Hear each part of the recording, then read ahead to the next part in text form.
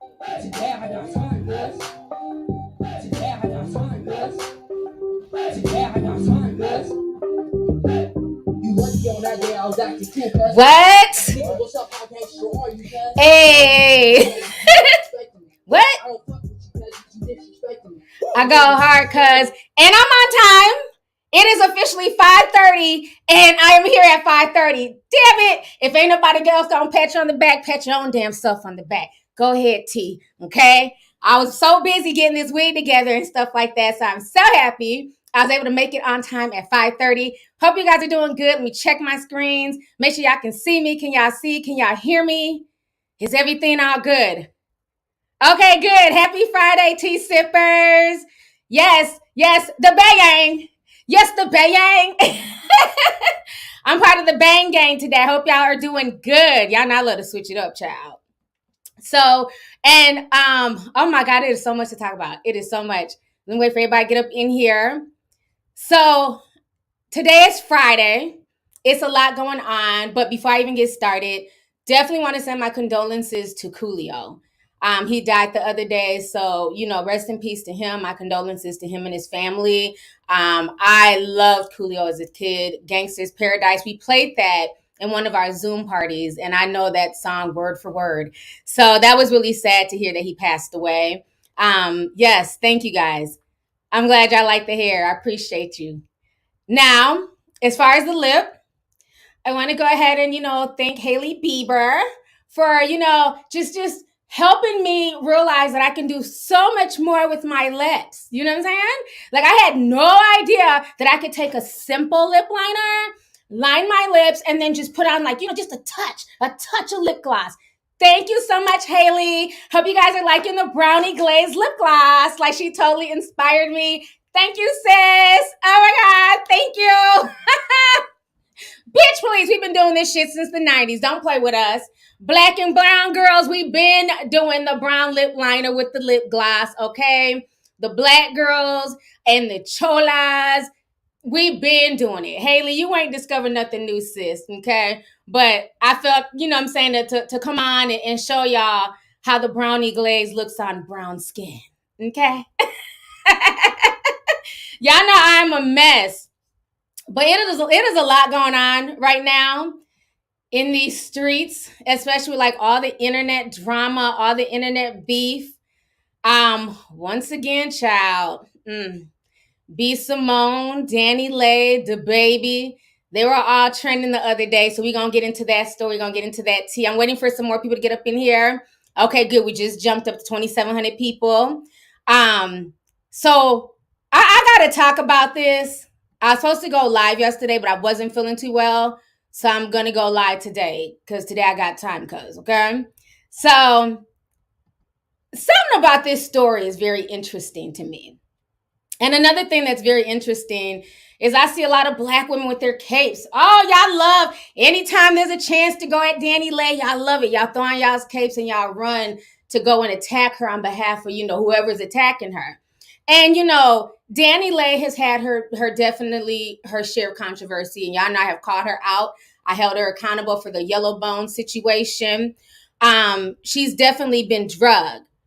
But I just don't understand, y'all make heroes out of people. Y'all forget a lot of shit. I didn't understand how everybody was siding against DaniLeigh for B Simone. I'm like, am I in the Twilight Zone? This is the same woman who basically, in so many words, said that women like DaniLeigh, the Spanish, the spicy, muy calientes. Okay, shout out to my Latin sisters. She basically said that Dominican women, Puerto Rican women were way sexier and way better than Black women. Remember when she was dick riding DaniLeigh? Remember, I did a whole video on this in 2020. So y'all got a short attention span, but I don't. I don't forget shit. Okay. So for me, I can't take B Simone seriously. Let me go ahead and play y'all a flashback of a video I did calling out B Simone, where I basically said that DaniLeigh lives in B Simone's head rent free. Okay, so let me share my screen. We're going to get started with this video. Shout out to everybody in here. If you're here, come on in, hit the like button, please. So let's listen to what B Simone had to say about DaniLeigh, who was living in her head rent free 2 years ago. Okay, here's the thing. Dominican bitches, they already have the upper hand. Because it's something in their blood that genetically makes them sexy. That's the problem. I'm gonna start telling people I'm Puerto Rican. I see it. You can see I'm from Puerto Rican? Just a little bit. Like, bitch, she from DR, I'm from PR. Okay? Daddy's from DR, I'm from PR. Like, wait, Puerto Rican. So you really trying to go another round?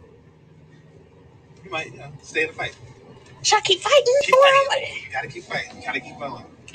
I tell you one thing, though. I ain't disrespecting nobody's relationship. So now that they public, I'm gonna leave them alone. All right, let me come back on this screen here. So y'all heard what she said. It was a very cringy video where she said, you know, Dominicans and Puerto Ricans are just naturally sexy. They have an upper hand on black women. See, that's that bullshit, you know, and that's what causes a divide with women and different things like that. Now, any Latinos hang around me and you think you got the upper hand, you're gonna have another thing coming, okay? I feel like all women, as long as you carry yourself well, you dress well, you look good, should nobody have the upper hand over you, okay? So anyhow, that is what she was saying about DaniLeigh. So then out the blue, Hollywood Unlocked came out and said that, oh, DaniLeigh told the producers of Wildin' Out that she didn't want to be on the same on the show if B Simone was going to be there. So initially it was a rumor. And I think DaniLeigh had liked it, the post or something like that.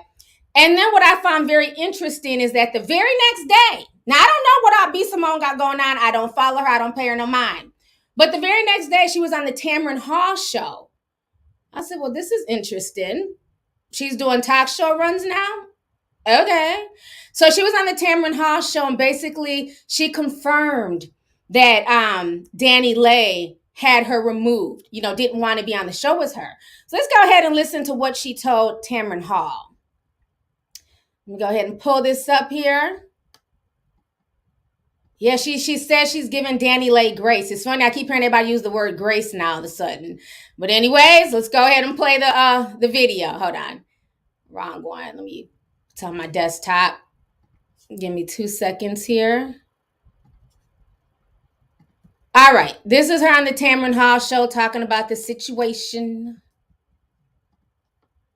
She's been trending all night long.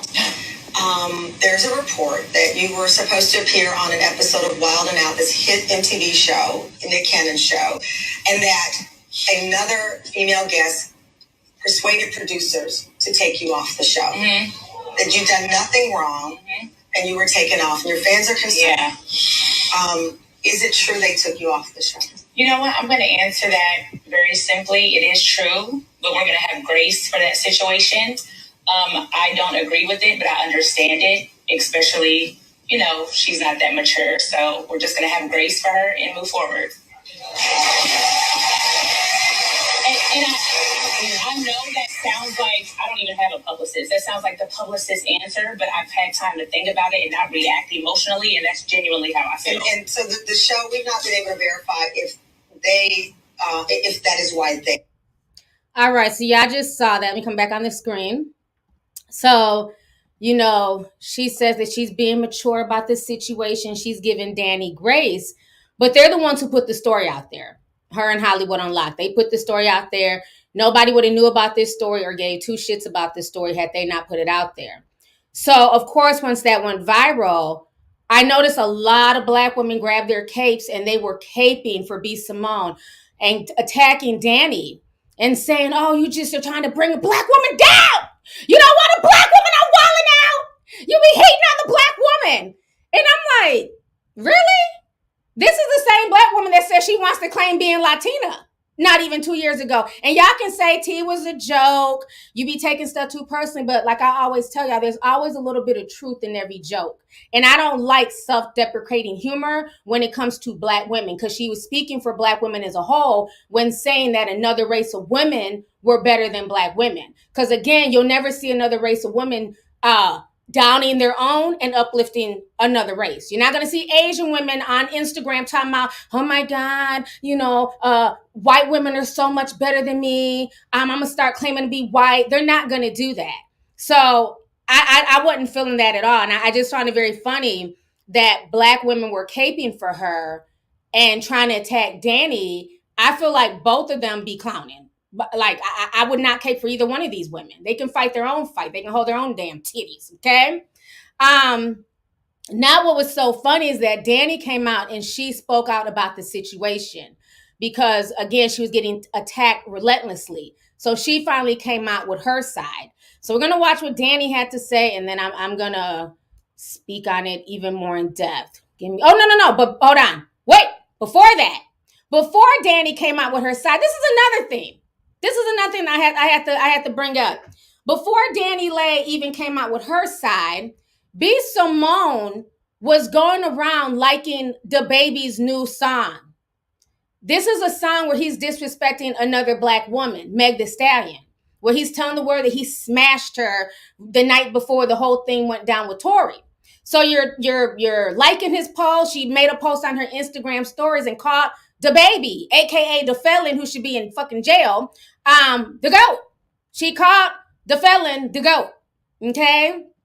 So it's so funny that she's still like jockeying this guy who has paid her no mind for the most part. She's still jockeying him publicly. It looks sad at this point. So let me show y'all these posts. They have posted it on Hollywood Unlocked. Give me just a second here. Let me share my screen. Okay. So here goes one of the posts. Here, I can't play the music video. It's muted. But this is the video where he has somebody playing Meg Thee Stallion. He's acting like he's smashing Meg. You know, y'all want to scream protect black women, but only protect, you know, who y'all want to protect for that day. So he can disrespect another black woman, put her business out there, and she calls him the GOAT. On this post, she was seen, the same one, calling him the GOAT. So all the people were like reporting on it. And she was also liking stuff. And there's also now, because this song is not doing well, because all the other black women who have common sense are like, we're not supporting this song. The song is trash. And y'all know I'm not no big Meg Thee Stallion fan. Y'all know that. But at the end of the day, who gives a shit if you slept with her? If she's a whore because she slept with you and Tory, what does that make you? You're out here making baby after baby after baby with any woman who will open her legs. So why is she a whore? Last time I checked, Meg ain't got no kids out here. She might be fucking everything that moves, but she ain't procreating and having 10 kids by 10 different people. So again, I just find that very funny that, you know, she can be slut shamed all over Twitter and this girl is calling him the GOAT. But then in the same breath, y'all sit here and cry and say, protect black women. Okay. So after she was seen, you know, liking his post and shouting him out and, you know, making sure, you know, hey, pick me. I'm still here, DaBaby, aka the felon. Dani finally decided to speak out. Okay. So this is what Dani had to say about the situation, child. Give me just a second.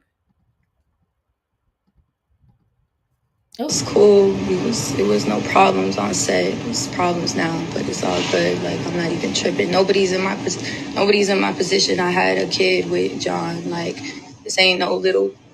It's a real, like, it was a set in this situation. So I'm sure a lot of people in real life would probably do the same thing if they knew the truth. You was openly supporting me and him all the time, and then started doing you and being weird. So it's all good, bro. Why do the show? I should have declined. Yeah. All right. Whatever. Bye.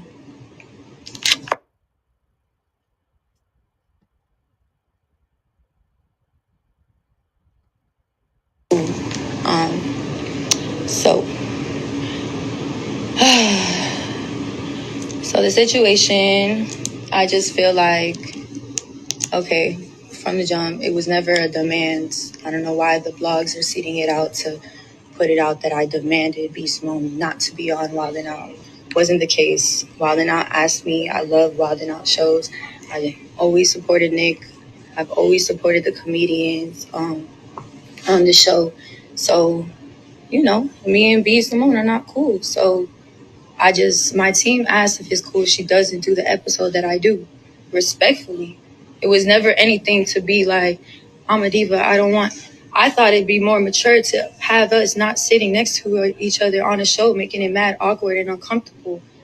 You know, like I'm protecting my peace. I'm protecting my heart on the situation. It wasn't petty. She was actually there, so I'm sure she got paid. It wasn't to take away money from nobody's pocket. It was just, why would we say, I didn't know you wanted, like, I didn't know, I don't know. So, yeah. Recently, she just did a whole diss song about me. I didn't say nothing about it. I seen text messages between him and her. I didn't say nothing about it. And that's what it was. That's it. I'm handling the situation maturely because I feel like I'm not saying anything. I'm just doing me. And she on a TV interview talking about trying to make this a whole whatever. And it just is what it is. Like, I don't even want to talk about it. I feel like I'm working really, really hard right now. I'm on tour. I'm fucking tired. I'm taking time away from my baby to like just kind of like just work and just do what I gotta do.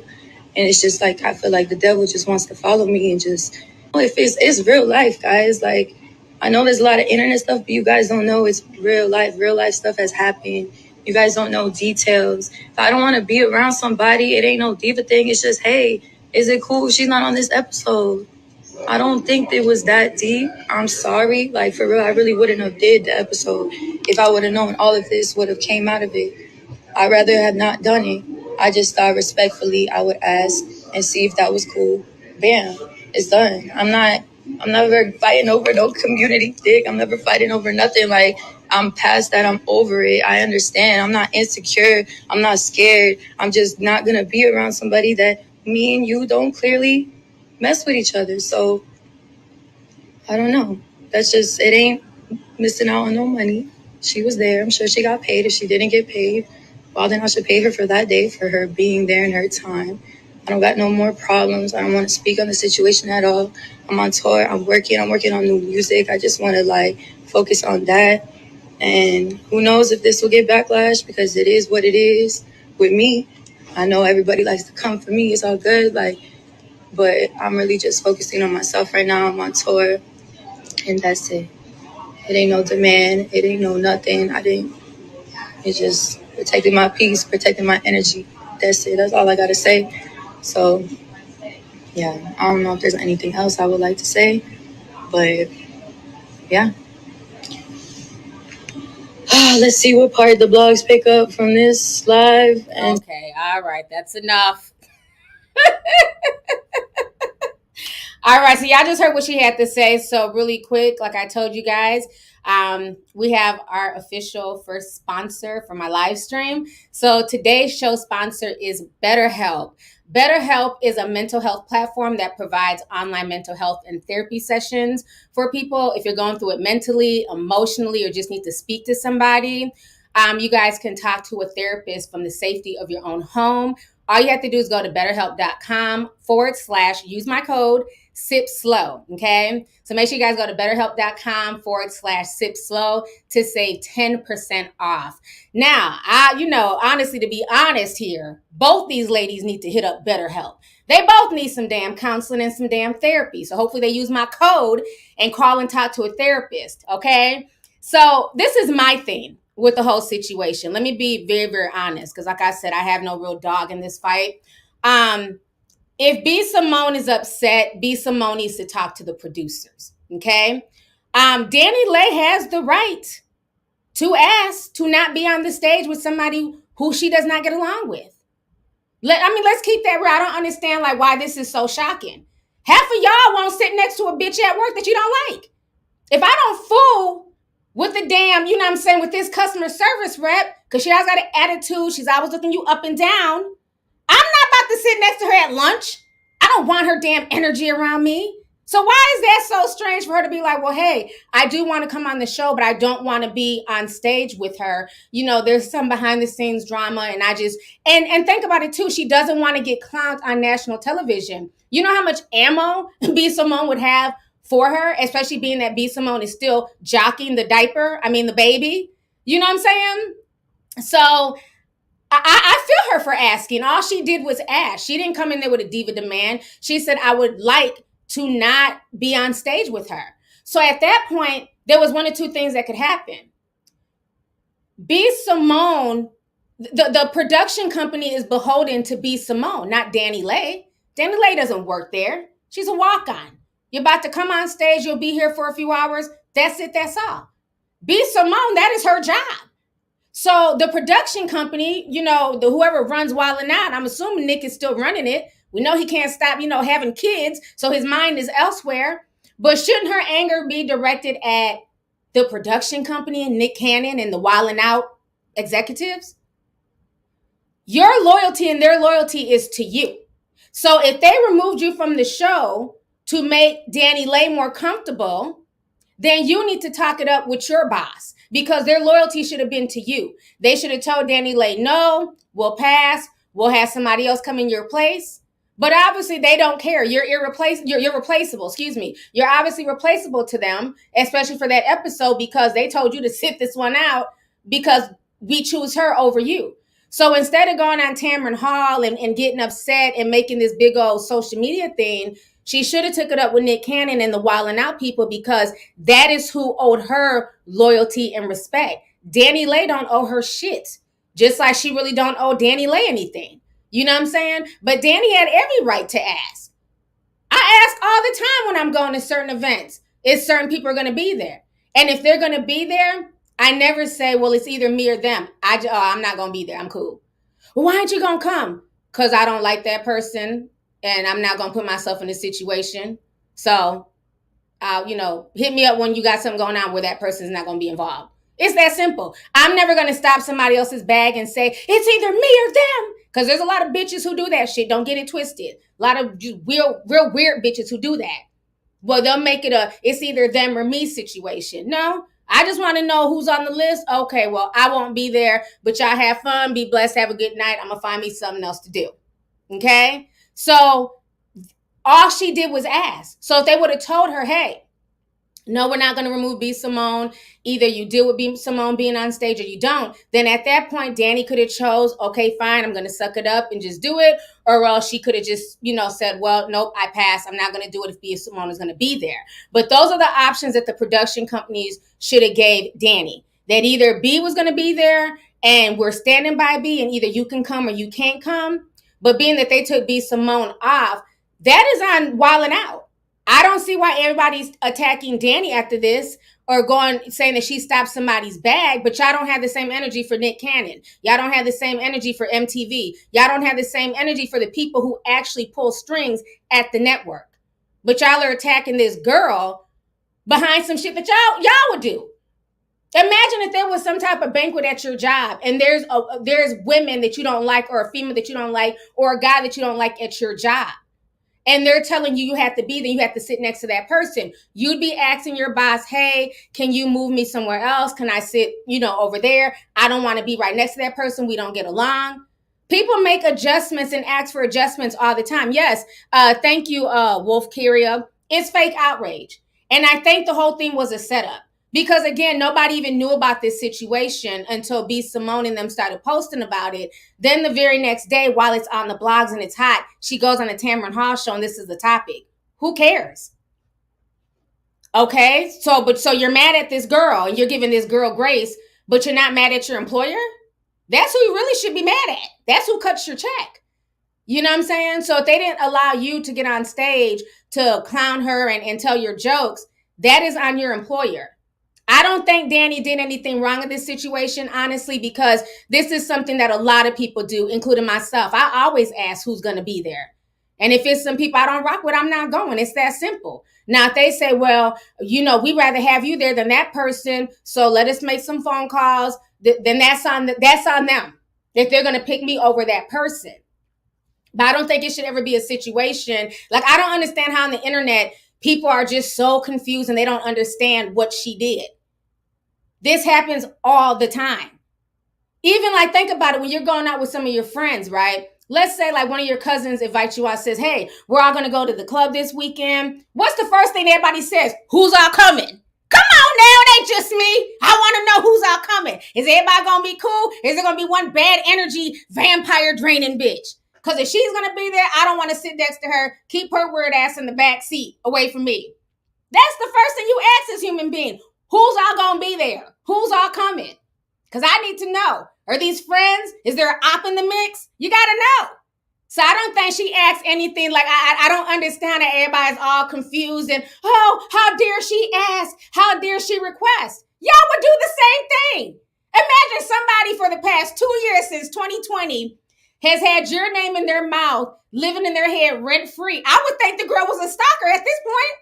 I'm keeping it real. Oh, she's so pretty. Oh my God, she has good hair. Go back and watch that video that I have on my channel. I played a snippet of it called DaniLeigh lives rent-free in B. Simone's head. Watch that full video of her talking. The way she's lusting after this girl and her features is weird. She's lucky that that's all she asked for. Me personally, I would have asked for a restraining order. You're a weird ass bitch. You're talking about my hair texture, my complexion, saying Dominican babies are sexy in diapers. You're a weirdo. Straight up. I'm sorry, that's weirdo shit. So she's lucky that's the only thing she asked. Like I said, I would have asked for a restraining order because she was giving me, I'm about to skin her and wear her type vibes. Like, let me, you know what I'm saying? I forgot whatever, damn it, all these damn serial killers, I'm getting them all mixed up. Was that Ed Gein in Wisconsin? That was peeling people's skin off and making outfits and shit? It ain't funny, but that's the damn vibe I was getting. Like she wanted to wear DaniLeigh and then creep into the bedroom with DaBaby laying on the bed and she's in DaniLeigh's skin or some shit. Ew! Because that was just too much. It was too much dick riding of DaniLeigh. And she's so skinny and her stomach is so flat. And I go to the gym and I never look like that. It's a very strange video. Y'all can say, well, she was just joking. Shit. Okay, watch that video with your third eye. Nah, them was all truths. You know what I'm saying? Designed to be jokes. Nah, them was truths right there. So for me, yes, I have a good memory. I don't forget shit, child Lucas. So for me, I feel like in this instance, I don't think Danny did anything wrong by requesting that, because if all she can do is request it. And all Wild 'N Out had to do is say, no, we stand by B. Simone. We want her on stage. If you don't feel comfortable, don't come. That's all that had to be done. So all this big song and dance and everybody getting up in arms and being so outraged as if, she got B. Simone fired. Because that's what I thought at first, is that the girl got fired as angry as people were on Twitter. And then when I went and I looked into the story, I said, well, she wasn't fired. And she was on the very next episode. What are y'all crying about? They don't even get along. They're not friends. This girl has been lusting after her baby's father for the past 2-3 years. Even like on one Wild 'N Out episode, she was all in DaBaby's face, wanting to marry him, all this weird stuff. I'm sure she's not comfortable being on the same stage with B. Simone. I wouldn't be if I was Danny. You damn right I would ask.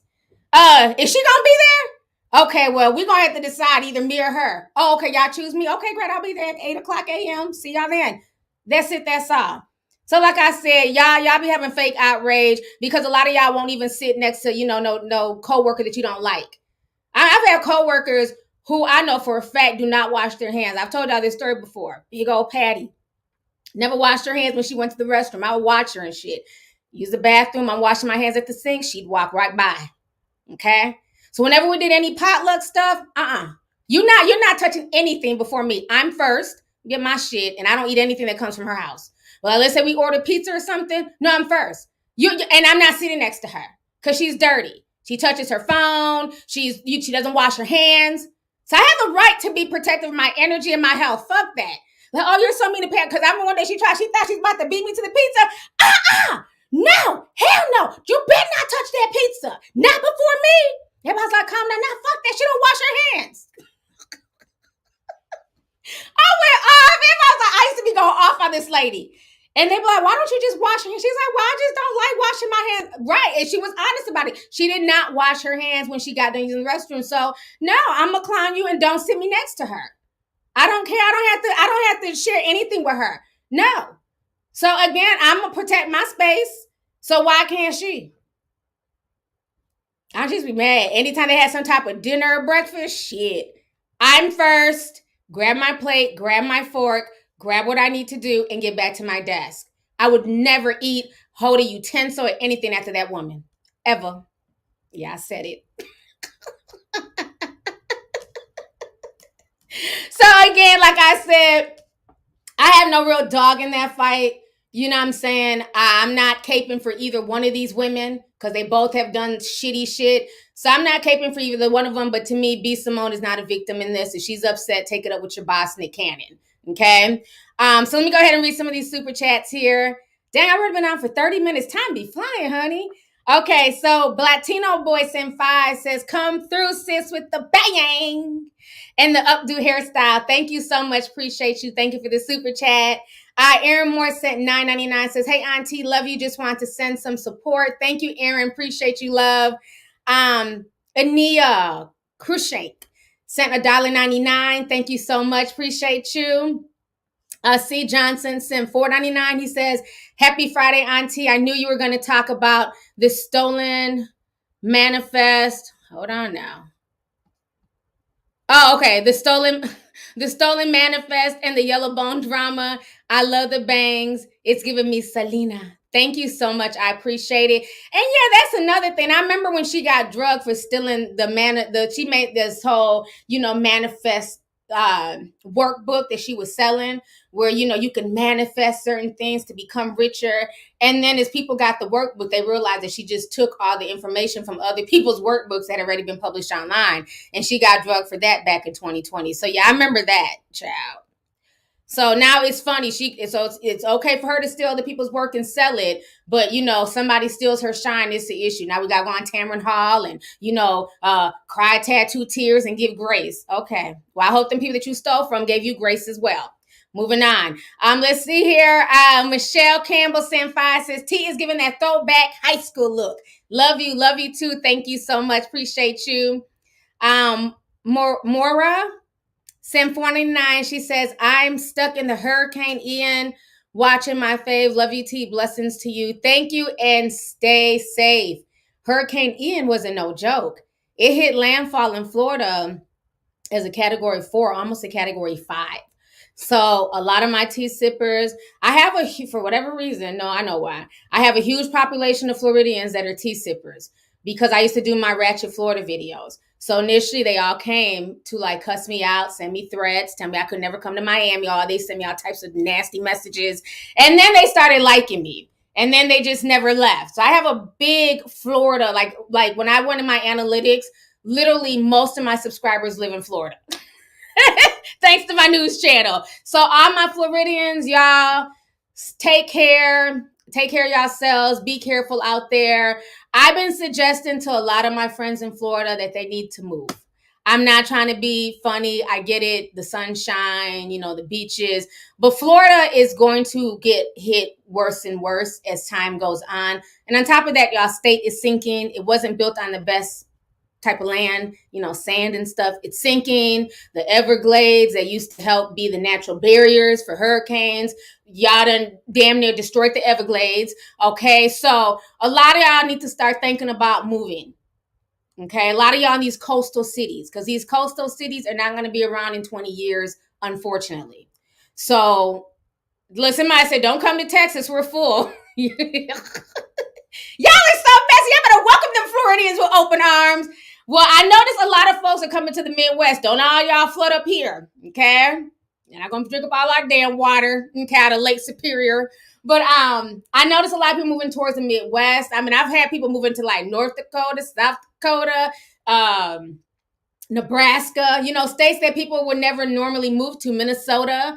So, yeah, a lot of people are starting to leave. A lot of people are starting to leave those coastal areas. So, y'all take care of yourselves. Be careful out there. Hopefully this will be the last hurricane of the season, but who knows at this point, we're not sure. Somebody said Atlanta is overbooked. Sweetheart said that. Yes, Atlanta is booked. Somebody said stop coming to Arizona. Look, but you know why it's like that in a lot of states? It's because them Californians. Crazy Californians. They left in droves, honey. Y'all remember the big California migration? All them damn Californians, they left. They ran their asses down to Texas, Florida. They messed up Arizona, messed up all the property in Arizona and Texas, raised the property, you know what I mean? So it got so bad where you couldn't even find houses because they were willing to pay double. So a lot of people in Texas and in Arizona do not like Californians. Just saying. So it's like COVID got people moving everywhere, at this point. And even in Florida, they got a huge influx, but their influx came from New York. All them New Yorkers, they ran down to Florida. And so Florida ended up being the most expensive place. It surpassed New York. Remember, New York City was the most expensive. Well, now it's Florida. Thanks to all the New Yorkers coming down there. So, yeah, man. It's crazy. That's why I like the Midwest. I'll travel anywhere, but I prefer just living in the Midwest. I mean, we might have to deal with snow and tornadoes every now and then, but for the most part, I'd rather deal with the snow because that tends to melt. That doesn't really do a lot of damage. Let's see here. Erica sent 5. Thank you so much, Erica. Appreciate you. Ania, I hope I said that right, said, today's my birthday, T. Love your hair. Thank you so much and happy birthday, sis. Enjoy your day. Thanks for coming through. Luisa Pedro says, Guatemalan here. Love you, T. Thank you so much, Luisa. Appreciate you. Shout out to my Guatemalans in the house. Thank you so much. Strawberry sent a $9.99 super sticker. Thank you, Strawberries. God's Child sent $4.99 sticker. Thank you so much, sis. Appreciate you. Daniel Rain sent 5 says, if a man or woman don't love you or treat you how one should, leave them. Like to treat them how they want to be treated is more twisted. I definitely agree. If somebody's not treating you how you should be treated, it makes no sense to hold on to that relationship. But the thing is, people are not going to leave until they get tired. Remember, everybody kept telling Danny, the diaper ain't he ain't no good. He keeps cheating with you and Mimi and playing these little games, and he got somebody else pregnant in between those two, and people kept warning her, but she thought everybody was hating. She thought everybody was jealous, and, they all wanted Jonathan and all this goofy stuff. Then she found out that you're no different. Now you're just another one of his baby's mothers. And the disrespect that he showed on social media, I would never respect him for that. Like, that was disgusting. Just that whole display was just, to me, disgusting, and it was just totally uncalled for. So, yeah, you have to know your own self-worth. But again, you can want it for somebody, but they have to want it for themselves. I think she's finally in a place where she's just like, you know what? I don't want to be in that space anymore. I don't see myself being with him. And I think she's in a better headspace now mentally. So she just needs to focus on raising her child and keeping it moving. But thank you for the super chat. Blatino Boy sent another 5, says, I feel like B. Simone has such low self-esteem. Why would she be perfectly content following the Mimi route? Hold on. Following the Mimi route and being a baby mama to a Dusty. Well, she don't have no kids, though. I mean, unless she gets pregnant by him, I don't think she's necessarily following the Mimi route because she don't have no kids by DaBaby. Not the diaper safety pins. Where did y'all find that emoji? I didn't know they had safety pin emojis. Y'all be funny. Y'all be wilding out in the chat. Y'all be finding everything. Let me see here. Marvin D. Senten says, hey, T, looking gorgeous as always. Loving the bang, sis. Thank you so much, Marvin. Thanks for coming through today. Appreciate you. Nick PJ sent $9.99, says, hey, T, I had to stop listening to the Green Room Live to catch you. Love you dearly. RQ, we need to continue embracing our Blackness, especially in these spaces, because no other race will. They just steal and market. Thank you so much. I appreciate you, and thank you for supporting my platform. Let's see here. Sin Quali sent $9.99, says, I don't even get it. If anything, people should be upset with Wildin' Out for not paying her when she has a contract to work, if that is really the issue. Exactly. And I don't believe that they took her off and she wasn't paid. I refuse to believe that Wildin' Out would put themselves in that type of situation for a lawsuit. Because you can't just not, if I'm supposed to be here under contract, okay, so there's a situation with a guest, cool, but I still need my money. So I believe she got paid. I refuse to believe that they had her just sitting there in the audience not getting a check. So yeah, she definitely should have took it up with Wildin' Out and Nick Cannon, in my personal opinion. I don't even know. Munina Nicole says, B. Simone had the ancestors cringing Then she tried to clean it up, excuse me, and be the bigger person talking about grace, grace, grace. Girl, bye. You look cute, T. It's giving Ashley Banks. Oh, I didn't think about that. Thank you. Thanks for the Domina review. Definitely. That damn Netflix documentary is insane.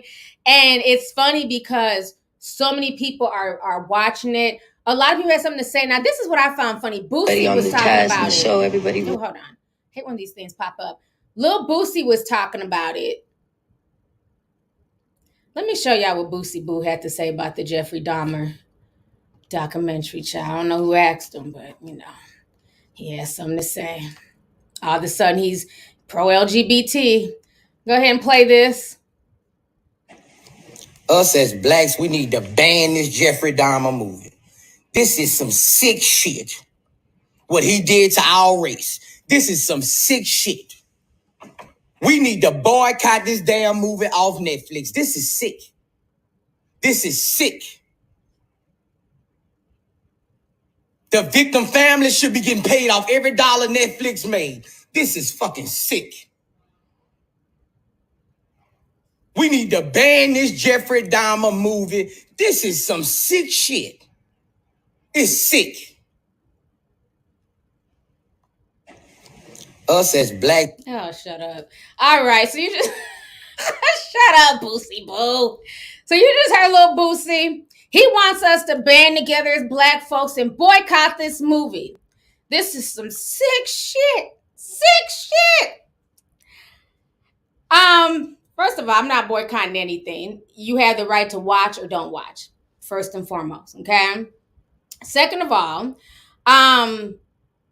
you know, I've heard a lot of stuff allegedly through the grapevine about Boosie. You know, hitter and all types of crazy shit, you know, internet and urban legend. I don't know if it's true or not, but are these supposed victims getting a check?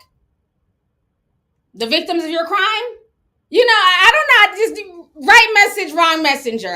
Sir, stop. Stop. First of all, how old is this Jeffrey Dahmer situation? This is not anything new.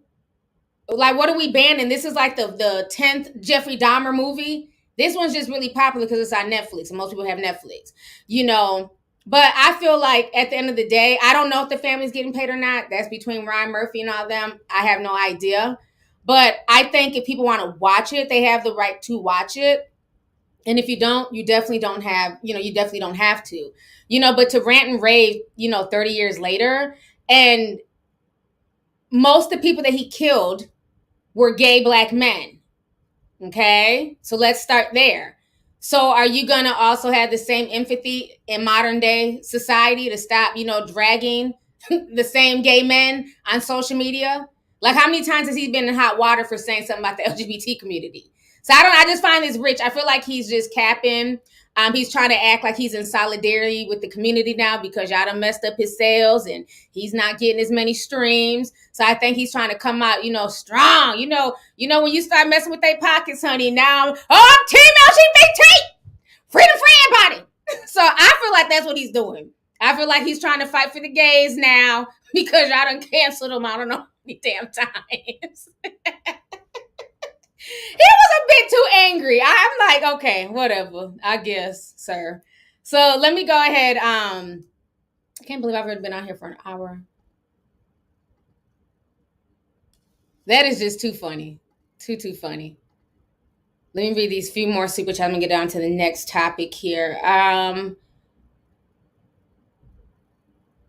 Bill's got me doing this. Says, hey, T, this is your Samoan sis that wished you happy birthday in Samoan. Your lives are the only ones that get me super excited. Thank you. You are so welcome, and thank you so much, sis. Appreciate you.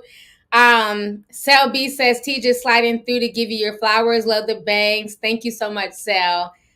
Young Kobe sent 5. He says, B Simone was dogging Martin Luther King on her podcast as a bad man, but praised DaBaby. Make it make sense.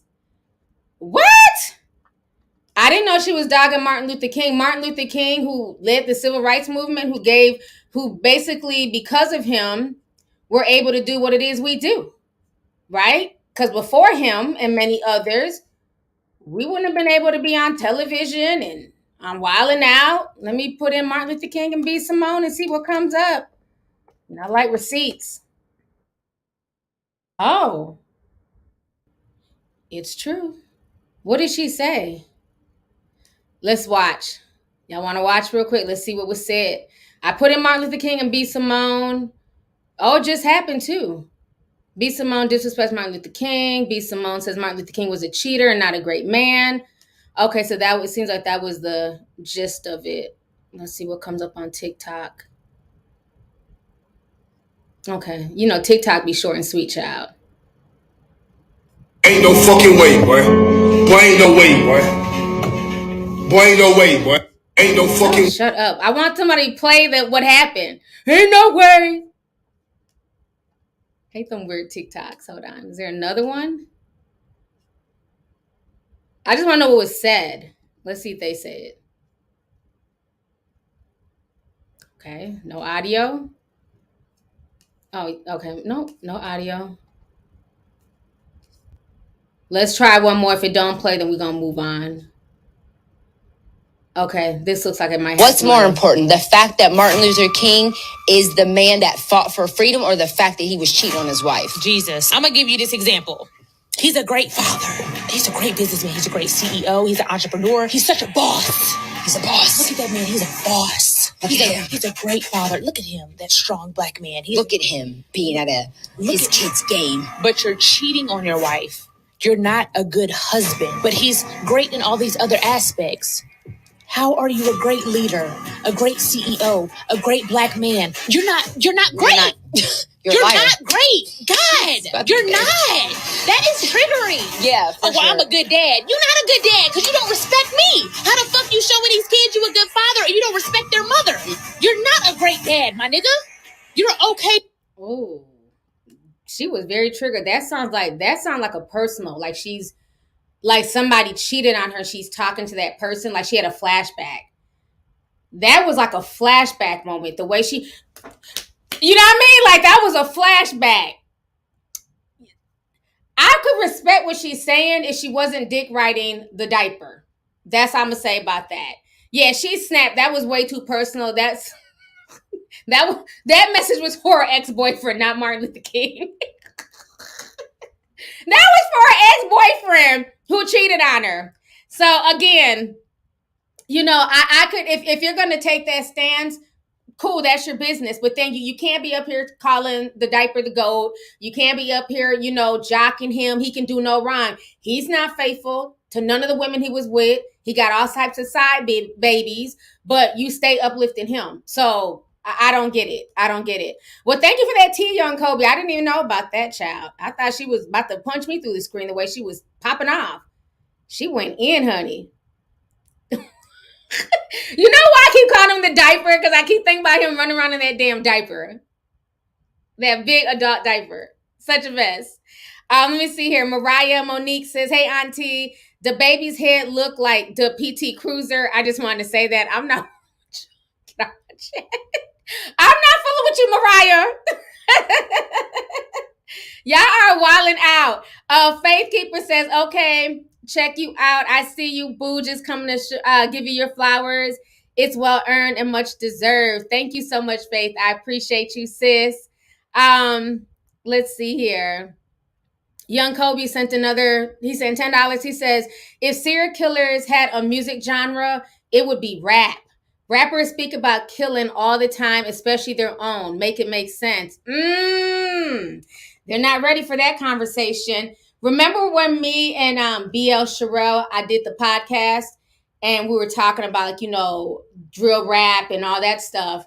And I was saying that one of the things that frustrates me in hip hop is the glorification of killing other Black men, how it's glorified, and, you know, even people having all this sympathy when King Von was killed. Like, I get it, you're a fan of his music, but you want everybody to cry. You want a National King Von Day. My issue is everybody knows that this man allegedly has 7 bodies, right? He was in jail. He got out, but he went to jail for murders. They even said he killed K.I. like I said on that podcast, if this was a white man in the Ozark Mountains and he had 7 bodies under him, he'd be called a serial killer. So why is it in hip hop when people are bragging about taking the lives of other people? I don't care if it's their ops. I don't care if it's random people. But when they're rapping or even, you know, in that whole drill scene, how many of these kids literally had real bodies under them? Why are they not addressed as what they are? Serial killers. That's just what it is, plain and simple. You're not a goon. You're not a savage. You're a serial killer. You're no different. Maybe you're not eating body parts. Maybe you're not stalking women, but you're stalking your prey in the hood, and you're shooting people and killing people as if they're animals and pieces on a chessboard. So now I totally agree with you. If Jeffrey Dahmer was to be alive and drop a song, oh, he'd be right in the hip hop category, rapping about, you know, his victims and how he did this and did that. So yeah, I find it very rich coming from people like Lil Boosie saying that we need to cancel him because, you know, he killed people. Meanwhile, his brethren in rap, all y'all do is brag about killing people, you know, which is sad. Yeah, none of these people are shooters. They're serial killers. You know, especially when you're terrorizing your community, the community that you live in, and you're watching, you know, every day there's a story about a teenager getting shot, getting killed. And you're you know, helping the destruction of your own community, your own race. You're no better than a serial killer, in my opinion. So yeah, no, thank you for that. I appreciate you.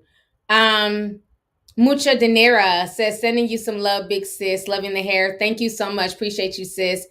Sean Little sent $19.99. Thank you, Sean. He says, hey, Lovelyti, I've been following you for about 15 years.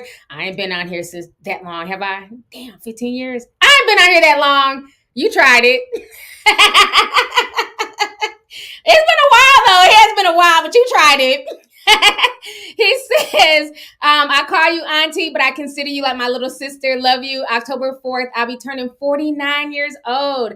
I will continue supporting you. Thank you so much, Sean. I know you've been one of my OG tea sippers, and happy early birthday to you if you don't happen to catch me on the 4th. Enjoy your birthday, and definitely just enjoy the last year of your 40s. You know, embrace it, because so many times, you know, Black men are told they're not going to make it to be a certain age, and everybody who makes it another year, you're living testimony. So thank you so much for the support. I appreciate you. Let's see here. Belina Lifestyle in Japan says, the family is not getting paid. Is not getting paid. Not only that, Netflix didn't let the family know about the project in advance, and the families are saying that they were traumatized again and are very upset with Netflix. Okay. Yeah, I figured they wouldn't be getting paid. I figured that much. Yeah. You know, it's sad. Maybe they will be able to, you know, who knows? Maybe they will be, but we'll see. Yeah, I know we've been out here for a while. My channel does say 2006. Y'all tried it. Stop. Okay. That's when YouTube was, you know, came out. When I came on here in 2006, I was not making videos. I was on here watching you know, the Soulja Boy and shit, you know, crank that, all those crank that dances. That is why I created my channel. So me and my child at the time who was in kindergarten, who's now in damn college, we was watching those crank that. Remember Crank That Lion King? And they had every damn crank. That is why. So y'all tried it. I was not making videos in 2006. I started making my hair videos in 2008 though. So yes, it's been some time. It's been some time. But I really took it serious. I really started taking YouTube really seriously in 2014 when I quit my job. So when I quit my IT job, that is when I started taking this seriously, and it's been up ever since then. So I really consider me taking YouTube seriously in 2014, but I made my first video in 2008. That's when I first, you know, started coming on YouTube doing hair tutorials and things like that. But yeah, I was not making videos in 2006. We were just watching Soulja Boy and all the crank videos back then. So yeah, man, it's been a long ride. It's been a blessing. I've seen a lot of people come and go on YouTube. So I'm grateful and I'm humbled to still be here. I'm grateful and humbled that I've been able to just transition with the times and, you know, continue on with my channel and still have people supporting me. Like I've literally watched people go from elementary school to college and have families and get married. And so I feel like everybody who's been a part of my journey is really like family. So it's been a blessing. It has. I can't believe it's been that many years though, man. Time be just, it be flying. Well, at least I don't look like, you know what I'm saying? I don't look that old though. So, you know, God is good. You know what I mean? I don't look much different in age, so that's good. I've gotten older, but I don't, you know, I don't look much different. Just a little bit thicker. That's about it. That's about it, man. Let me see here. So let's go ahead. Damn, I've been out here already an hour. Okay, we got over 8,000 people in here. Shout out to y'all. Please hit that like button. Let's see. I want to also, we got to talk about this. I could not believe this when this came out. So everybody knows about the PNB Rock situation where he was killed at Roscoe's Chicken and Waffles. And at that point, remember, a lot of people were saying it was a girlfriend's fault. She had posted the location. Soon he was killed, things like that. Well, now it's come out that it definitely was not her fault.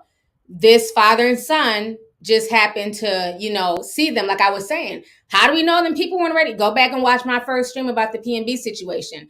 I said, how do we know that the people who killed them weren't already there? How do we know they didn't get a phone call and say, you know, look who's here? So sadly, it was almost like a set of coincidences, right? She posts the location. They have no idea that there's people outside who see him go into this location. And I believe he rode up there in a very expensive car. I might be wrong, but people are saying he was in a Rolls Royce, which is going to stand out like a sore thumb in that area. So they have now found the killers. They are charging 3 people. I want to show you guys 2 news clips. It is so disheartening, especially as just watching this, because you have one job as a parent. And these parents definitely failed their child. So let me go ahead and play this clip for you guys here. Give me just a second. It's 2 different clips I had to play. Okay. So this is the first one I want y'all to see. Stepmother, they're being charged with murder of rapper PNB Rock. He was shot and killed during a robbery at Roscoe's Chicken and Waffles in South LA earlier this month. Fox 11's Christy Fajardo has more on the trio of suspects. She joins us now live from Compton. Christy. Now, one of the suspects, Chantel Trone, was arraigned here at the Compton courthouse earlier today. The 17-year-old, whose name is not being released because he is a minor, was also arraigned in juvenile court, and his father was on the run until today. A family under arrest. 40-year-old Freddie Trone, no longer a fugitive, caught by police in Las Vegas. The LAPD says he was the getaway driver, and his 17-year-old son was the gunman who earlier this month shot and killed rapper PNB Rock while he was eating lunch at Roscoe's Chicken and Waffles in South LA with his girlfriend. The LAPD believes the duo was after the rapper's expensive jewelry and may have been tipped off to his whereabouts by a social media post. His murder provoking outrage and calls for justice. He was a guest in our community and was gunned down by a cowardly act. Also likely to turn heads, Fox 11 has learned the alleged teen gunman was just out of jail and wearing an ankle monitor, which should have gone off once he left his home. Court's going to go on the record, call the matter of people versus Chantel Trone. Also in custody, Freddie Trone's 38-year-old wife, Chantel, who choked back tears during her arraignment in Compton. Police have not said her involvement, but she pled not guilty to charges of being an accessory after the fact. Chantel Trone is due back in court on October 13th. As for Freddie Lee Trone, he could be arraigned as early as tomorrow. Now, we did... Okay, let me play the next video, y'all. Are shedding light on the killing of rapper PNB Rock. Gigi Graciette joins us here in studio now with the latest details. I am just overwhelmed by the number of details that have been coming out about this case, a lot of which you know is a result of your own digging. And certainly some really sad details in the last moments of PNB Rock's life. Both Freddie Lee Trone, who had been on the run from police but was arrested in Las Vegas yesterday, and his 17-year-old son have been charged with murder in the death of the rapper, although prosecutors say it was the teenager who actually killed him. And we are learning more about what happened that fateful day. Now, the felony complaint starts with a mystery man in red. He has yet to be identified, but prosecutors say He saw PNB Rock and his girlfriend arrive at Roscoe's wearing expensive jewelry. From the wording, it appears he may have been inside the restaurant. He then waits outside until Freddie Lee Trone is seen arriving. The two men talk outside Roscoe's. Trone then leaves, but he returns shortly with his 17-year-old son this time, who prosecutors say was armed with a gun. Trone drops him off a short distance away from Roscoe's. Trone Jr. then goes inside, walking straight to the table where the rapper and his girlfriend were sitting, eating, pointing a gun at them, prosecutors allege, and saying, "Give me all of your jewelry now." The very next item on the timeline has the teen shooting PNB Rock in the chest, just like that. And after he fell to the ground, prosecutors say the teenager shot him 2 more times, this time in the back. The felony complaint goes on to say the teenager then pointed the gun at PNB's girlfriend, Steph, saying, quote, "Show me your hands. Give me that blank right now. I swear to God, I shoot you in the head." The teen then robbed her, took her jewelry, and the complaint says that as the rapper lay dying on the floor of the restaurant, the teenager robbed him too, taking his chains and watch and pulling his rings off of his fingers. Now, the timeline in the complaint ends with the father driving back to Roscoe's to pick up his son, and then they went home. But prosecutors say they parked blocks away, and as they walked, the teenager got rid of his shoes and his shirt. There is no mention of that social media post from PNB's girlfriend that tagged them eating at Roscoe, although police say they're still investigating. As for the man in red, well, they're looking for him too. All right. So let me come back on the screen here. Y'all just watched both of those stories. I think the whole situation is heartbreaking. And I think what's even more sad is the fact that it's so many people involved. You know, it's one thing if it was just this 17-year-old acting on his own behalf. But the fact that the father saw the rapper first and then called his son to, you know, come and rob him. And for whatever reason, the son just thought it was just better to just shoot him. You know, it's just really disturbing because, again, as a parent, your job is to parent your child. Your job is to lead your child in the right direction. And obviously, this father and this stepmother were not doing that. The father, I believe, is about 38 years old. His son is 17, meaning he had him about around the age of 15. I think that they said the dad they're saying is 32, I believe. Yeah. Or the stepmom. I don't know. Somebody's damn young in the situation. The stepmom is 32. How old is the dad's age? Either way, they're in their early 30s with a 17-year-old, meaning they were very young teens when this child was born. And it seems like they've just led him astray instead of actually parenting. The news said that he was already on probation. Okay. He already had an ankle monitoring bracelet on him, meaning that he has been out here committing crimes, you know what I'm saying, doing all types of nefarious shit. And instead of them staying on top of him, making sure to keep him out of trouble, you guys lead him into trouble. Okay, the daddy's 40. Okay, so the mama is younger. Okay. There's a few different ages on there.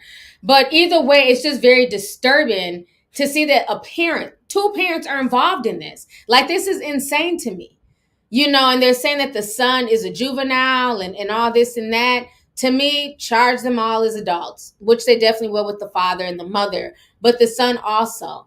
You know, and thank God his girlfriend wasn't killed because this boy was on some homicidal maniac shit. He could have easily just, you know, killed PNB, killed DaBaby, killed the girlfriend just because.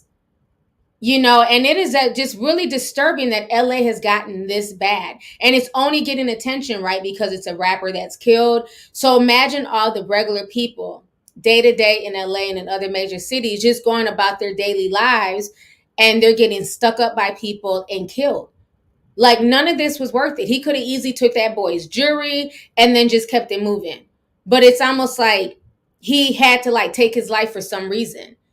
And that's like the most evil part. Even the fact that not only did he take his life, but before he left, he shot him 2 more times. So he can't even say there was an accident or the gun accidentally went off. And then proceeded to rob him. So it's almost like, was this a setup? You know, did they? I don't know. I just feel like, was this a hit possibly? And then you have the younger person do it so that way they can possibly get less time. Because, of course, they're thinking they're not going to get caught. Because it's just very odd that they took it to that extreme. It's one thing to rob them and you're robbing him in a public place with a bunch of people around. But the fact that they went all the way there where they not only robbed him but killed him, and then before he left, he shot him 2 more times to make sure he was dead. So I don't know. It just seems like there's more. Yeah, I'm glad y'all are getting set up vibes too. It seems like there's just more to the story. But either way, it's unfortunate because, this young man has lost his life. He's never going to make another song. He's never going to be there for his children. So the whole thing is really sad. And matter of fact, what was so interesting, if you guys don't know, this was about a week ago. Let me see if I can find it. Big Trell, he was robbed. His home was robbed for thousands of dollars. I want to say close to $1 million. And Big Trell came out with a message. Let me see if I can find it.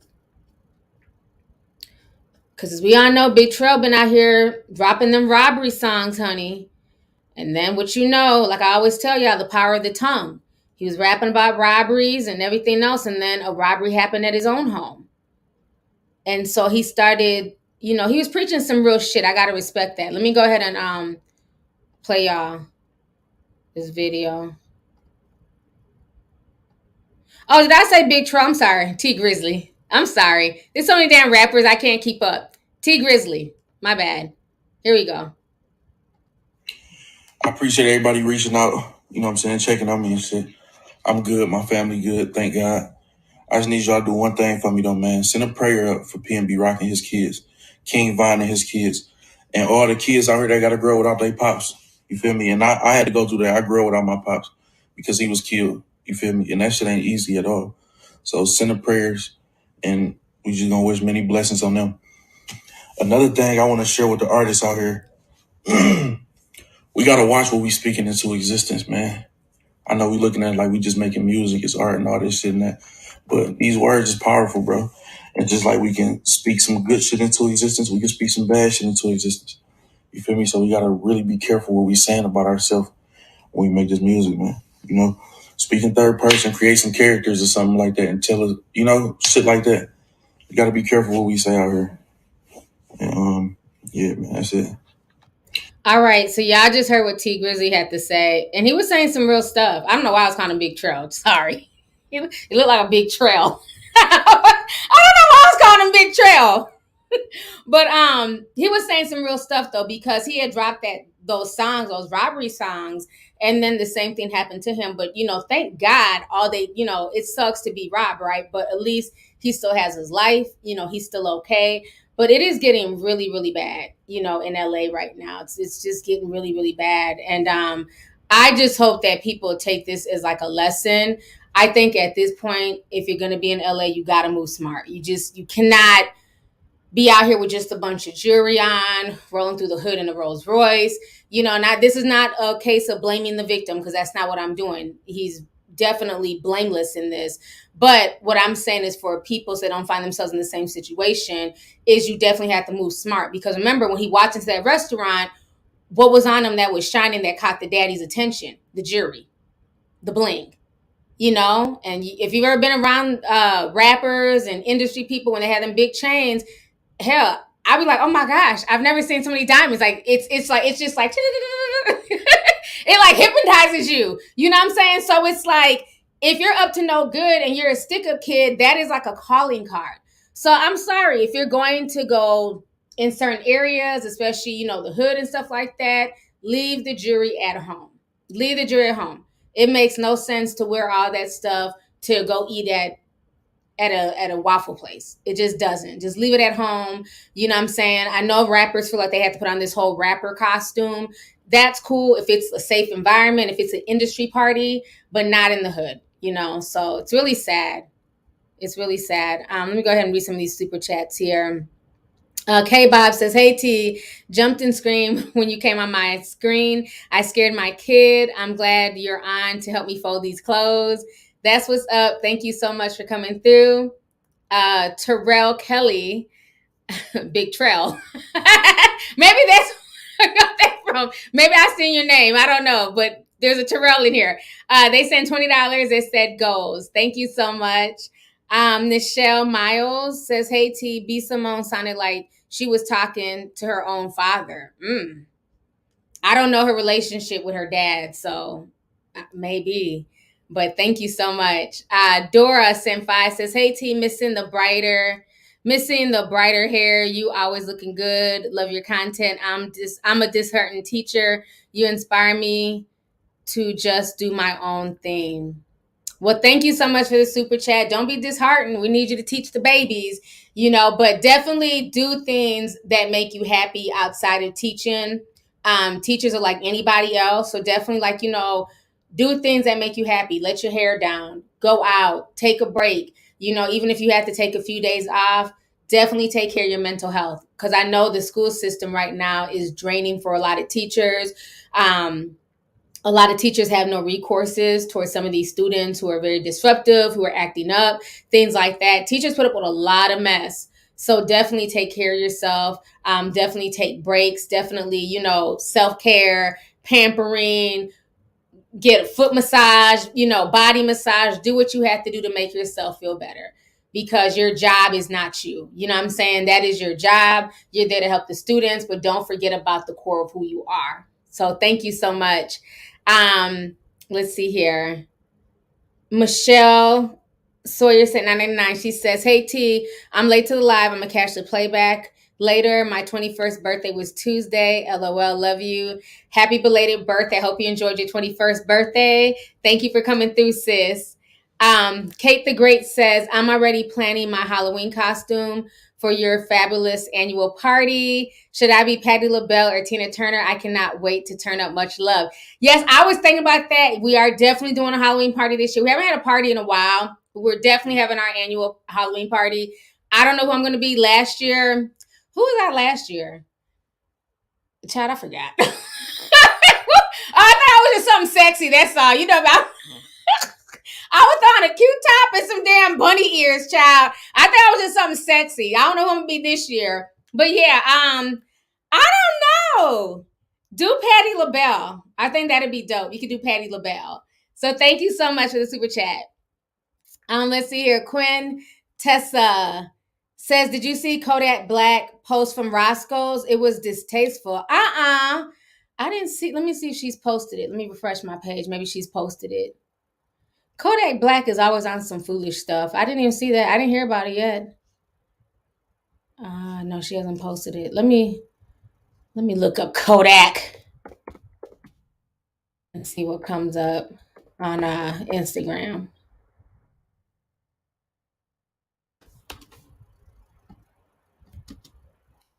So he's just sitting at Roscoe's? Oh, is this on his page? Is that chick? Okay, I found. I'm on his page. Let's watch this together.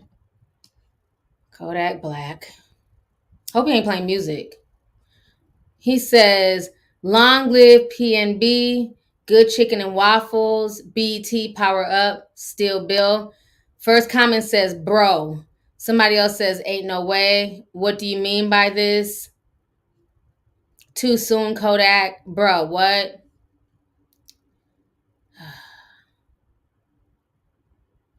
Wow. Yeah, people are calling him out. Bruh, just ask for it. I don't even know how I feel about this. Crying face emoji. This is sad.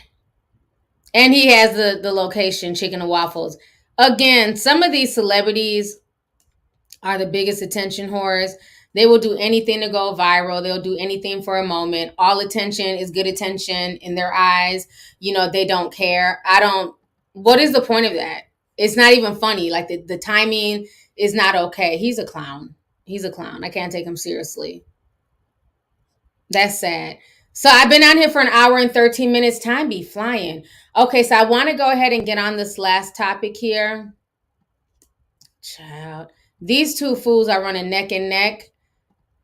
Nick Cannon and NBA Youngboy. So 2 nights ago, NBA Youngboy posted his 10th child. Okay, so let me read you this. NBA Youngboy has welcomed his 10th child and second with his fiancee, Jaslyn Michelle. The Louisiana rapper revealed Wednesday on YouTube. On his YouTube channel, The Last Lovelyti, He shared a photo of himself feeding and swaddling an infant with the caption, "We got left today for a little bit, but it's cool." Earlier this month, the video blogger Michelle revealed via YouTube that she and young boy were expecting a boy. She said, "I can't believe I'm having a boy." In her latest vlog, and NBA YoungBoy is nesting for the arrival of their bundle of joy. "I never thought I'd have a boy." So they have a daughter who, is only a few months old. So he's about to welcome an 11th child soon. Let's not forget that NBA YoungBoy is only 22 years old. He's literally a year older than my child, right? My child is 21. He's about to have 11 kids. He has 10 at the age of 22. And I don't care how much money these people have. Y'all love to use that excuse. Well, they got money. So a lot of people have money. Money does not equate time. It does not equate, dealing with your kids. So while he's with these two children, because he's engaged to this fiance, at least he is finally getting engaged. What about the other 9? Are they getting the same equal amount of time? I doubt it. It's just insane. He's 22 with 10 kids. But, of course, not to be outdone, here comes old Nick Cannon. Now, this is a grown man. He's in his 40s. And he just announced today his 10th child. And he still has another one on the way. So I'm pull up the Nick Cannon story. Give me just a second here. Good old Dickolas. He couldn't let NBA YoungBoy have the moment. So, let's see here. Dickolas Cannon, his family has grown once again. Him and Brittany Bell have welcomed their 3rd baby together, Cannon's 10th. He announced on Instagram Friday, celebrating his little fellow Libra. Cannon announced the birth of his son, Rise Messiah Cannon, who weighed 10 pounds at birth to the proud dad. He also has a 5-year-old son, Golden Saigon, and daughter, Powerful Queen, who's 20 months old. Anyways. And then he wrote this whole thing. "Another blessing as my journey on this planet becomes more and more remarkable and unfathomable. All I can do is thank God and continue to ask the Most High to order my steps. He has given me stewardship and dominion over a family dynamic."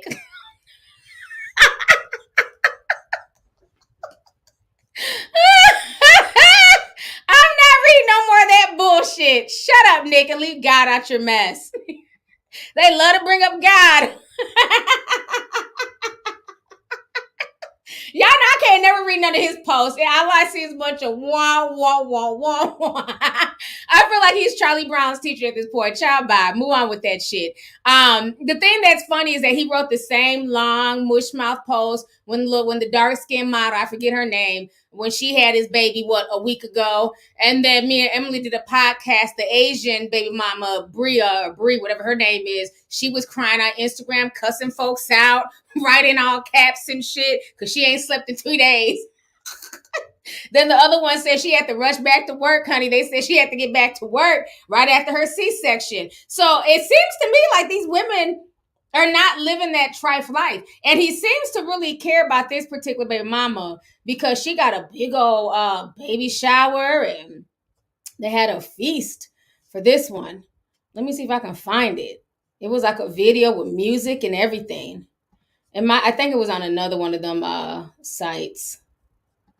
On another website. Let me refresh it. Yeah, he did. He threw a big old thing for her. Now, I noticed the dark-skinned baby mama, she didn't get maternity pictures. Or maybe I haven't seen them because I don't follow her. But I didn't see her maternity pictures. You know how usually he does maternity pictures? I didn't see any with the dark-skinned baby mother. Let me show y'all this. God, there's music. Okay. Moving on.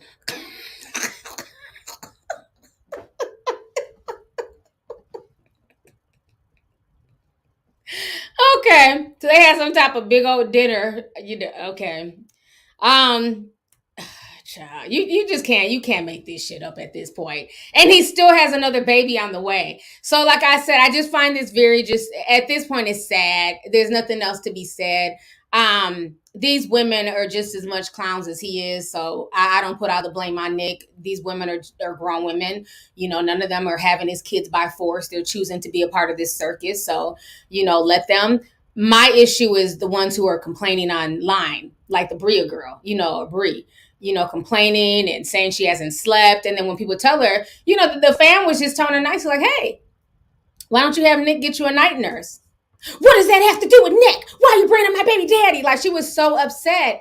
And I think the reason why she was mad, she was projecting. Because whatever she thought this was going to be in her head is not what's happening. She thought that, you know, somehow her baby was going to take Nick's full attention and Nick would be with her all the time, possibly because she's not more popular than Mariah, honey. But I think she's a bit more popular than some of the other baby mothers because some of the other ones, I never heard of them. To be honest, I never heard of Brie either, but, you know, she's pretty popular. So I think maybe she thought things would be different for her and she's finding out, no, it's not. It's not any different.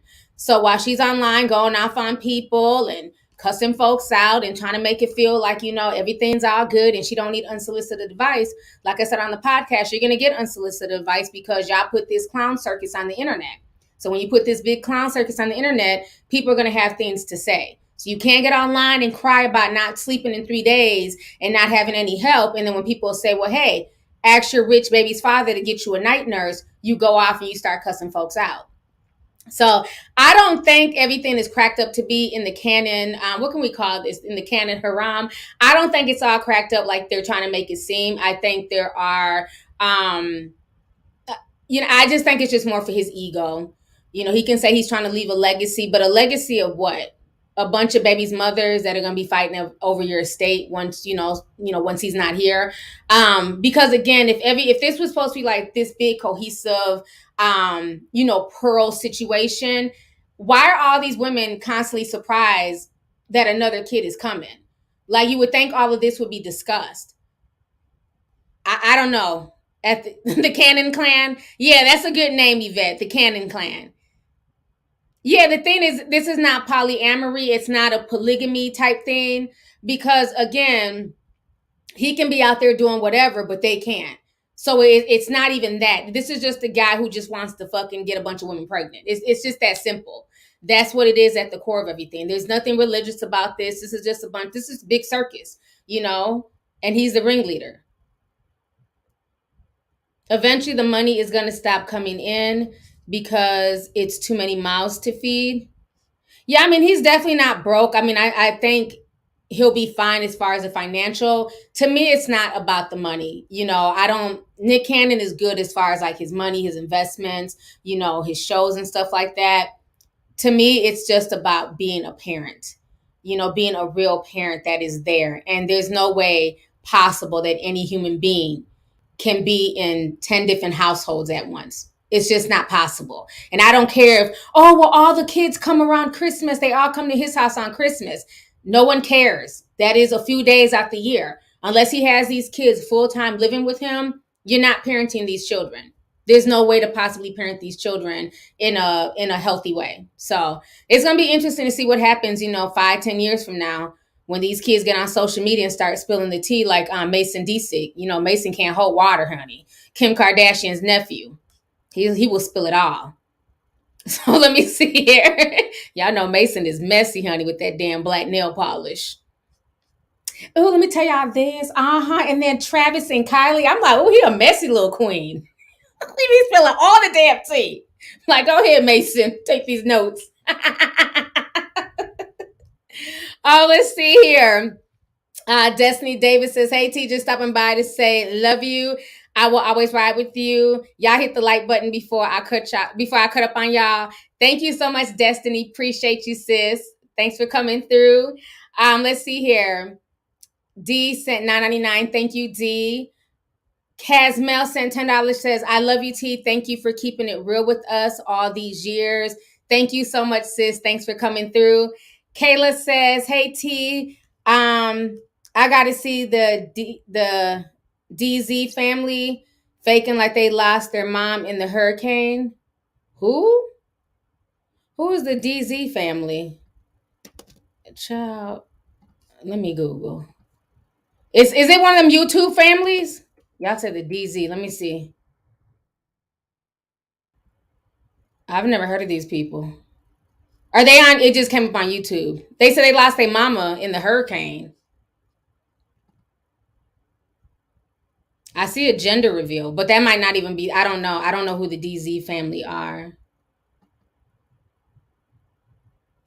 I don't know. Yeah, I don't watch family vlogs at all. I don't watch them. I don't entertain them. She wrote DZ, and when I put in DZ, it came up, but it's people doing a gender reveal.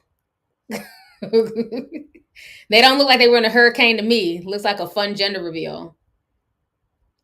Okay, it's a TikTok family. Oh, okay, then I definitely don't know because I don't be on TikTok like that.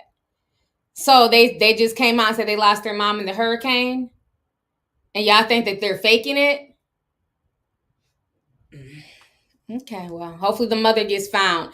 People do anything for social media clout at this point, so I wouldn't even be surprised if they're doing it. Somebody said it's on the Shade Room.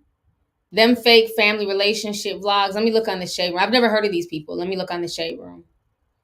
Give me a second here. The sad thing is, these family vlogs are so bad that when things really happen to them, nobody believes them because they lie so much. I don't see the Shade Room posting anything but BET. Okay, social media. Oh, here it is. Okay, I found this story. Let's look at this real quick. Category 4 is moving already. They just knocked on our door and told us to evacuate, so I'm getting everything to the car. Please pray for my family. And it's starting to flood where we stay at right now, so just pray. Also, I'm stuck in the water. It's flooded, and Isaiah's trying to come around and get me. We're stuck, like literally stuck. We can't go nowhere. This is so much. And y'all can see his water coming by. Somebody coming by. There he is, coming to get me.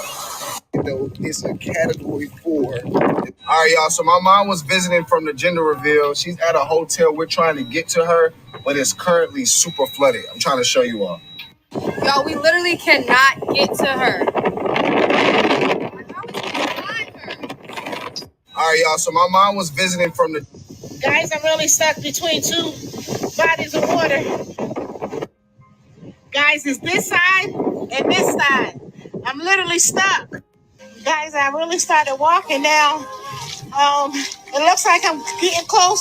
I think I'm about a double tree, son. I'm about a double tree. It's getting hectic out here. Guys, She go right there. This Mom! Here, open the door. hop on the car. Hop on. No, hop up. Hop up here. Oh, Stand up. the wind blowing. She go right there. This Mom!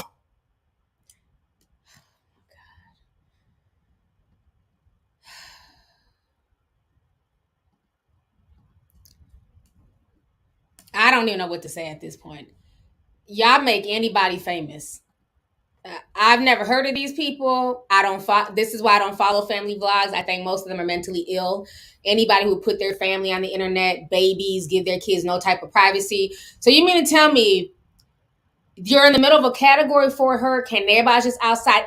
Even while he's talking, I've never seen these people a day in my life. He looks like he's about to bust out laughing. If you go back and watch his video, he looks like he's trying hard not to laugh, him and the baby mother. Yeah, my mom's stuck and I'm trying to find her. Yeah, I'm trying to find her. And then the mom is acting like she's on Gilligan's Island. Oh, I'm stuck and I can't get off. There's water on either side of me. But then miraculously they find her. How did y'all drive to Gilligan's Island to get her off?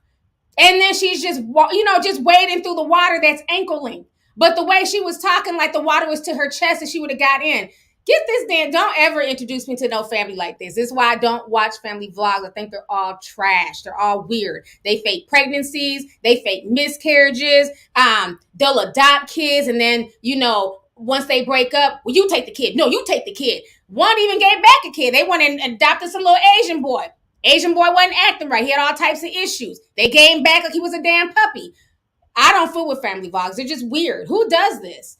They're literally out here playing games in a hurricane. And the sad part is they're doing all this and there's real people who need rescuing. There's real people who died during Hurricane Ivan and they're sitting here playing games. You know, first of all, if it's such a serious situation, why y'all outside? That's the first question. The safest place for the mother to be is sitting her ass in her hotel room on the 50th floor, whatever. You know what I'm saying? Why would you think the safest place for your mom to be is for her to come outside and stand on Gilligan's Island? This makes no sense whatsoever. I'm glad folks are calling them out. Like I said, I've never heard of these people, but from what I gathered, just watching that, they're full of shit. They're full of shit. This is sad. Because there's real people going through it. And you got folks out here doing stupid stuff, you know, for clicks and views. So yeah, that's a mess. Now let's see if that something actually happens, if people are going to stop following them and stop supporting their fuckery. But, you know, people will be mad right now, but they'll be back following them next week when the rain clears up. Yeah, she was acting like she was stuck on Gilligan's Island. Oh my God, there's water this side of me. And when I pan over here, there's water this side of me. I'm stuck. There she goes right there. There goes Mom. Casually walking and wading through ankle-length water. Y'all are goofy. Y'all are goofy as hell. And the skipper, too. Y'all remember that? I used to love Gilligan's Island. That was my show. But thank you, Kayla. Thank you for introducing me to the DZ family. And I would never watch them ever again in life. So thanks. KJ says, not be that person, but has anyone heard from the baby mama who lost her son? Let me hush in the words of Miss T. I only feel bad for the innocent babies.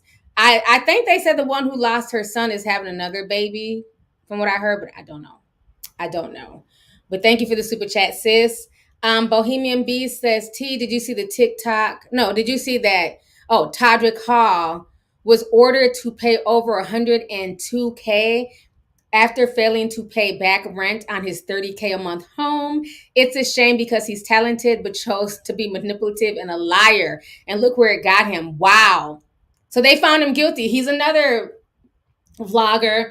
I don't understand why these folks are fronting and putting themselves in these situations. First and foremost, if you can afford $30,000 a month for a home, why are you renting?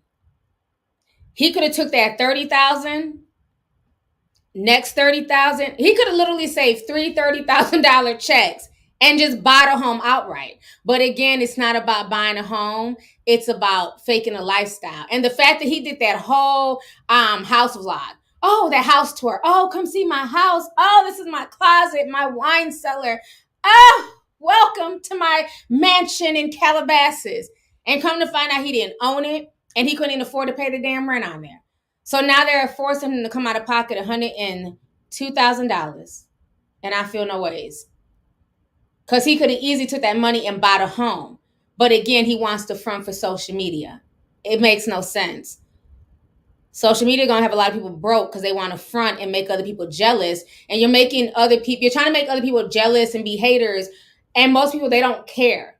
They're just here to watch a show. They don't care about any of that stuff. It doesn't make any sense. I talked about him a few months ago. Just Me. He's a YouTuber. I think he's like Taylor Swift, one of Taylor Swift's best friends. So he makes money and he went and bought, he didn't buy shit. He went to go rent this mega mansion and he lied and said it was his. He said he had just bought this house. So everybody was praising him, honey. Oh, he's balling. Oh my God, congratulations. He even had an Amazon gift registry where you could buy shit for his house, a home that he didn't even own. And then he was telling people, yeah, I need to buy stuff. I need things for my house. We need towels. We need all this stuff. Oh, not you needing towels from the poor folk. You know what I'm saying? If you can afford a $30,000 a month mortgage and you have a whole Louis Vuitton room, you don't need me to take my money and, you know what I'm saying, send it to you via Amazon. Fuck that shit. Sell a Louis Vuitton bag and then you go buy your own damn towels and washcloths. So, yeah, he had to know to have a gift registry. So people started dragging him about that. Like, why do you need a gift registry from the fans? Like, from what we're seeing, you're rich as hell. You look like you're living good. But it was all fake. He didn't own the home. He lied. And And the house was dope. Very fabulous house. But it wasn't his. That was the problem. So he rented it to front, but he's not realizing that you're also in a legal binding contract. You have to pay this 30 grand every month. So after the second month, he couldn't afford to pay it. So they had to sue him and kick him out the house. It was a whole mess, child. Y'all can Google it. So now he's been found guilty and he's been ordered to pay $102K a month. So yeah, that's a mess right there. But thank you for that update, sis. Appreciate you. Sean sent $50, says, I wonder what these women's family think. Miss Bell is half Chamorro from Guam. They are very strict Catholics. I'm half Chamorro as well. My mom and aunts put me through the ringer on family values and having a good man. Oh, wow. Thank you so much for the $50 super chat. I've never heard of that. I didn't, I know I've heard of Guam. I didn't know that's what they call people from Guam is Chamorro. So hopefully I pronounced that properly. I didn't know she was Catholic. And that is very interesting. I do wonder what the extended family thinks of this, the parents, the cousins and stuff like that. Or are they blinded because the father is Nick Cannon? Because see, that's another thing. A lot of people will co-sign things and be okay with things depending on the man's status. So we got to keep that real. Just like a lot of people excuse Nick and say, well, it's fine. It don't matter. He has money. That might be how some of the family feel. Now, if this was Rick, okay, let's just say Rick. If this was Rick Cannon, right? Good old Rick Cannon, in the trailer park. He drove trucks for a living, didn't make that much. Let's just say, he just started, driving trucks. He's making like 30 grand a year. Oh, they'd have a lot to say. They'd be pissed. Why would you want to be the 10th baby mama to Rick Cannon? He's a damn truck driver. So again, status and money, unfortunately, will blind people. People will be, just like, think about it with the whole R. Kelly situation. Them parents knew he was a pervert. He'd been a pervert since, forever. They were around during the whole Aaliyah situation. They were around during the whole Pissy situation. But because he was R. Kelly and he had the money, the fame, and the status, they literally sold their kids out to him. They didn't care because they felt like, oh, well, I'd rather my daughter be with the rich, wealthy, famous man than to be out here giving it up to some, local, weed dealer or fry cook. So unfortunately, that's probably how the family's looking at this. Like, he's Nick Cannon, he's famous. And, let's not forget, these kids are also related now to Mariah Carey. So I'm just saying, people will make excuses depending on people's statuses and lifestyle and stuff like that they don't give the same grace and excuse to the fry cook. They're not going to give the same grace and excuses to the garbage man. You have to be a man of status. So, and I feel like for me, I hold everybody accountable. Not y'all calling him Wick Cannon. Them baby mamas are not going to be on Wick. Y'all need to stop. Not Wick Cannon. But yeah, I just feel like, I don't care the status to me personally. I don't care if this is a man working a 9-to-5, making 50 grand a year, or a man making 500,000 a year. At the end of the day, we have enough messed up people here. We have enough people out here dealing with, family issues. Like, y'all got to understand, your family is your first teacher. The mother and the father. And y'all can say, well, the father don't got to be in the home. The father's job is just to provide. Bullshit. Your father's job is also to provide you with morals, integrity, stability, just like the mother. Okay? Look at the young 17-year-old boy who just killed PNB Rock. His father did not instill anything good in him. So parents are very important. Think about Jeffrey Dahmer. Look at his backstory. Crazy ass mama and an enabling ass father. Now we got a grown adult in an apartment just eating people. Nothing else better to do. Luring people into his home and eating them. So yeah, no, fuck that. He needs to raise his kids and they all need to be in one house. So I don't co-sign none of that mess. It's too much. Yeah, it does really affect kids. It really does. But thank you for the super chat, sis. Kiki Candy says, soon as that umbilical cord gets cut, Nick Cannon's pockets Nick Cannon pockets it and dips. Cord blood bandit. He got what he came for and says deuces to DaBaby. What? Y'all are coming with all types of theories, child. I've never heard of that. Let's see here. Strawberry Bloom says the Cannon clown car is getting full. I absolutely agree with you. Fitness and Foolishness and 5 says, I know this is off topic, but did you see that Whack 100 leaked video? No! What happened? Y'all been minding my business. Usually when I'm not on the internet, I am researching and writing and getting stuff together for like just other stories. So I have not been keeping up with the gangster part of YouTube. The gangbangers of YouTube got on my nerves. They started draining my energy because every day they were fighting and threatening each other. So I had to stop listening to the gangster section of YouTube. Let me Google. What video leaked the Whack? Whack 100 Clubhouse leaked phone call. Whack 100 naked, laying on his stomach on the phone with a man. Where have I been? Oh, what? Mika exposes Whack with a video of him in the hotel with her. Oh, y'all are messy. Y'all are so messy. Shout out to all 9,000 people in here. Please hit the like button. Y'all are messy. It's time for me to go. But let's watch this together. Let's see what kind of tea we can see. Child. What was Whack doing in this bad? We need a short video. Y'all want to talk for an hour and shit. I just need a short clip. Okay, Big U responded. Oh, child. You know, DJ Academics got something to say. I'm trying to see who has the video. I think this person might have the video. Oh, God, I have music. Hold on. Turn this down. I just want to see the video. Of course, he's doing commentary. We just want to see the video, sir. For this to be the case, it's like Whack. You know what I mean? To be comfortable, right? In their own like space or they own wherever they, you know what I mean? Oh, God. Not Whack 100 on Clubhouse with his cheeks out.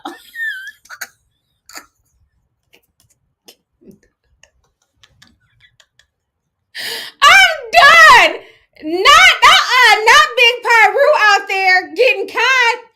I thought he was faithful to his wife. Remember, he's like, I got a wife and that's my wife. What? Not Whack out here like that. Okay, well, I'm gonna have to not the peaches, y'all stop. Not with the peach emoji. Not the peaches in the chat. So he got caught live in 4K, huh? Wow. Okay. I wasn't expecting that. Yeah, I'm gonna have to do more research on that topic. I did not know about that. But thank you. I appreciate you. Fitness and Foolishness. That is too funny. That's a mess right there. Cause like I said, that whole section, all they do is talk gangster shit. So to even see him on the bed like that, that's wild, hoodie. That's wild. Let's see here. KC says, hey T, love watching you, sis. Keep up the great work. Thank you so much, KC.